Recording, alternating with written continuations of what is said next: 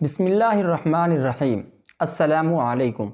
Train ابھی Lahore station پر ہی کھڑی تھی کہ سامنے والی سیٹوں پر ایک فیملی آ کر بیٹھ گئی۔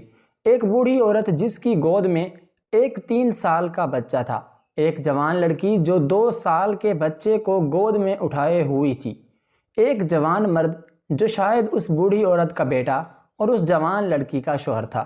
بعد میں میرے اندازے کی تصدیق ہو گئی۔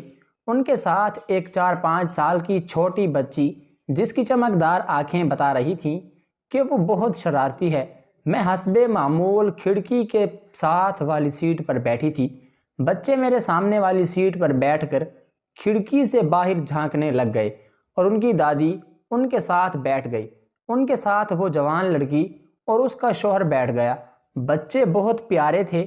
میں نے انہیں اپنے طرف متوجہ کرنے کی کوشش کی تو 3 سال کا بچہ میرے پاس آ گیا تاکہ اسے کھڑکی میں سے پوری طرح باہر جھانکنے کا موقع مل سکے، کیونکہ دوسری طرف اس کی 5 سالہ بڑی بہن کھڑکی پر قبضہ جمائے بیٹھی تھی۔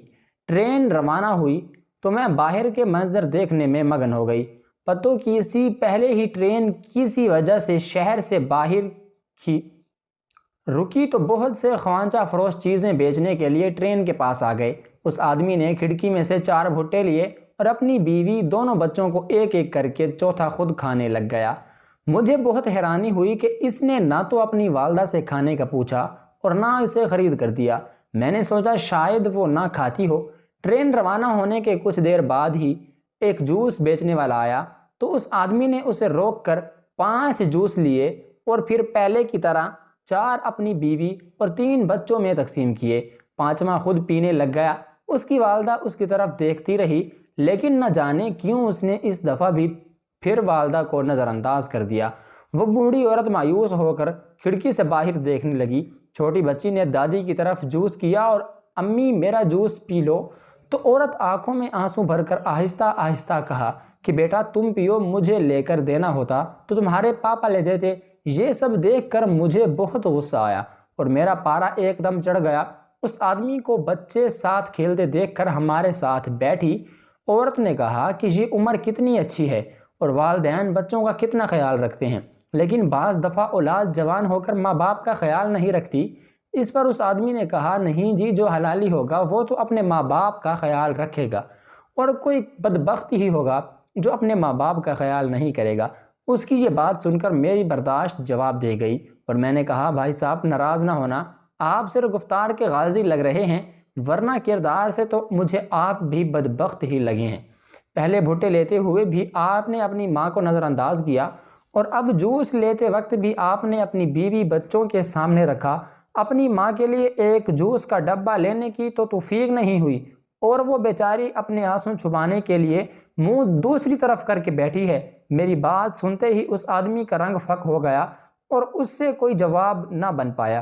اس کی ماں کہنے لگی کوئی بات نہیں، اللہ سلامت رکھے، میرے میاں کو جب تک وہ ہے مجھے کوئی پرواہ نہیں۔ شاید میرے بیٹے کو یاد نہیں رہا کہ میں بھی ان کے ساتھ سفر کر رہی ہوں۔ اس کے بعد باقی 1 گھنٹے کے سفر میں وہاں بالکل خاموشی چھائی رہی اور میں نے اس آدمی کا جھکا سر دوبارہ اٹھتا نہ دیکھا۔ ہم لوگ ماں کی عظمت پر تو باتیں کرتے ہیں اور ماں باپ کا خیال بھی رکھتے ہیں، لیکن شادی کے بعد بہت سے مرد حضرات کا رویہ اپنے ماں باپ سے بدل جاتا ہے اور اس کے لیے پہلی ترجیح اس کی بیوی اور بچے ہو جاتے ہیں۔ والدین کی ساری محبت، ساری شفقت اور ساری عمر کی ریاضت بھلا دی جاتی ہے۔ ہماری وہ روایات آہستہ آہستہ دم توڑ رہی ہیں جس میں والدین اپنے آخری وقت تک گھر کے سربراہ رہتے ہیں۔ اللہ کا شکر ہے کہ ابھی بہت سے گھرانے ایسے ہیں جہاں والدین سے ان کا مقام نہیں چھینا جاتا، لیکن جیسے جیسے ہم ترقی کے منازل طے کر رہے ہیں ویسے ویسے ہمارے ملک میں اولڈ ہاؤس کی تعداد میں اضافہ ہوتا جا رہا ہے۔ اللہ کے نبی صلی اللہ تعالی علیہ وسلم نے بد دعا دی ہے اس شخص کو جو اپنے ماں باپ کی بڑھاپے میں خدمت کر کے جنت نہ کما سکے۔ کتنے بدبخت ہیں وہ لوگ جو اپنی جنت کو خود اپنے ہاتھوں سے اولڈ ہاؤس میں چھوڑ آتے ہیں۔ اللہ ہمیں ایسی ترقی سے بچائے، آمین۔